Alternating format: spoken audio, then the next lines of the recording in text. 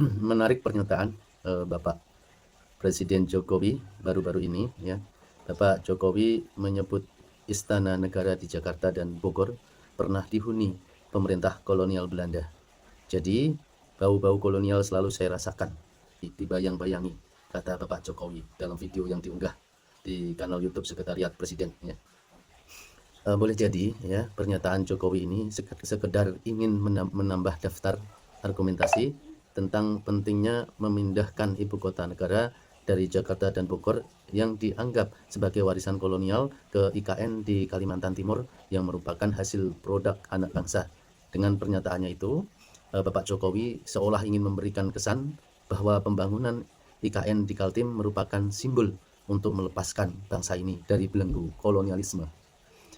Padahal jelas IKN lebih merupakan simbol kolonialisme itu sendiri. Tempatnya neokolonialisme, ironisnya neokolonialisme itu dilakukan oleh rezim penguasa terhadap rakyatnya sendiri, terutama rakyat Kaltim di sekitar IKN. Mereka tergusur lahannya dan terancam kehidupannya. Belum lagi adanya izin kepada para investor untuk menguasai lahan IKN hingga 190 tahun. Ya. Kolonialisme ini seolah melengkapi ya aturan Undang-Undang Cipta Kerja. Ya, undang-undang yang juga ada bau-bau kolonialnya ini memberikan izin penguasaan lahan oleh para investor ya, terutama melalui skema hak pengelola hingga 90 tahun. Neokolonialisme mencengkram negeri ini ya. Kolonialisme identik dengan imperialisme ya. Jumlah negara seperti Inggris, Amerika Serikat, Prancis, Spanyol, Portugal dan Belanda pernah menjadi kekuatan kolonial pada masa lalu. Bangsa dan negeri ini adalah di antara yang pernah merasakan penderitaan di bawah kolonialisme barat selama ratusan tahun sebelum akhirnya meraih kemerdekaannya pada tanggal 17 Agustus 45. Namun demikian, tanpa banyak disadari, kemerdekaan Indonesia pada tahun 45 sesungguhnya menandai era neokolonialisme di negeri ini. Neokolonialisme atau neoimperialisme penjajah gaya baru ini adalah upaya negara-negara maju atau kekuatan global untuk melakukan kontrol terhadap negara-negara berkembang atau bekas koloni. Meskipun secara formal negara-negara tersebut telah merdeka, neokolonialisme dilakukan tanpa kekuatan militer, tetapi melalui dominasi ekonomi, politik, budaya, dan ideologi. Jelas Indonesia saat ini masih dicengkram oleh neokolonialisme atau neoimperialisme.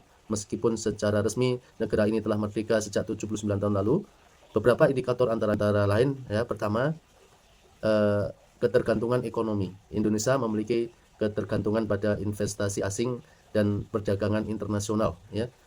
Buktinya banyak perusahaan multinasional seperti Freeport, ExxonMobil, Chevron dan lain-lain yang beroperasi di Indonesia, terutama di sektor sumber daya alam seperti pertambangan, energi dan perkebunan. Freeport misalnya selama puluhan tahun hingga saat ini telah menguasai dan menguras jutaan ton emas di Papua. Chevron pernah menguasai dan menguras blok Rokan ya, lapangan minyak terbesar di Indonesia ya. BP menguasai dan menguras LNG tangguh di Papua. Banyak perusahaan swasta nasional maupun asing juga mengeksploitasi hutan dan lahan perkebunan yang sering lebih memberikan keuntungan besar kepada mereka dan merugikan rakyat.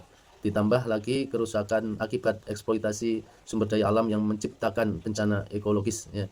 Dan yang kedua, ketergantungan pada utang luar negeri ya. Indonesia memiliki utang luar negeri yang cukup besar, ribuan triliun rupiah, baik kepada negara-negara lain maupun ke lembaga-lembaga internasional seperti IMF dan Bank Dunia. Ya, beberapa program bantuan atau pinjaman dari lembaga-lembaga ini sering datang dengan syarat-syarat yang dapat mempengaruhi kebijakan ekonomi domestik seperti keharusan liberalisasi dan privatisasi sektor-sektor publik seperti sumber daya alam seperti tambang, energi, migas dan lain-lain. Yang ketiga, dipengaruhi kebijakan politik asing ya. Pengaruh asing di negeri ini dalam pengambilan kebijakan sesungguhnya nyata ya. Agenda liberalisasi ekonomi dan privatisasi di Indonesia misalnya telah lama disinyalir beberapa dalam pengaruh asing ya. Keempat ya, dominasi gaya hidup dan budaya Indonesia juga menghadapi dominasi gaya hidup dan budaya asing ya, terutama melalui media, film, musik dan produk-produk konsumtif. Pengaruh gaya hidup dan budaya barat sering memengaruhi pola pikir dan gaya hidup masyarakat Indonesia, terutama di kalangan generasi muda. Hal ini sering menciptakan dekadensi moral, di antaranya perilaku seks bebas. Menurut data BKBBN terakhir, 60% remaja usia 16 sampai 17 tahun seks ya, kebanyakan tentu saja hubungan seks di luar nikah ya.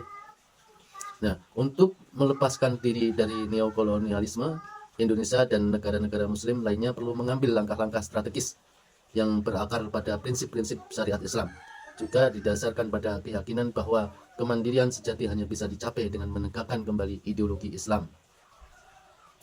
Berikut ada beberapa langkah yang bisa diambil berdasarkan ketetapan Islam, ya. Pertama, menerapkan syariat Islam secara kafah di semua aspek kehidupan termasuk politik, ekonomi, sosial dan budaya.